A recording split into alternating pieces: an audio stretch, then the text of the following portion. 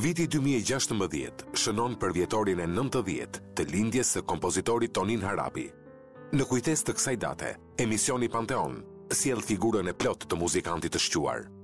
Lëvroi pothuajse të gjitha zhanret e muzikës, këngë argëtuese, këngë për fëmijë, muzikën klasike, simfonike dhe skenike, operën dhe operetën, shkroi vepra korale, romanca, por dhe këngë popullore të përpunuara. Kompozitor nuk është ai që shkruan muzikë, por ai që nuk mund të qëndrojë pa shkruar muzikë. Kjo është thënia e tij e hershme që vlen për të gjithë brezat dhe mbahet referencë edhe nga miqtë dhe kolegët e tij. Në 55 minuta sjellim jetën dhe veprën e artistit të popullit, që u bë njësh me shpirtin e poezisë, karakteristikat dhe elementet e panjohur të kompozitorit lirik. Në studio me moderatoren Nisida Tufa, kompozitorët Liman Maloku dhe Endri Sina.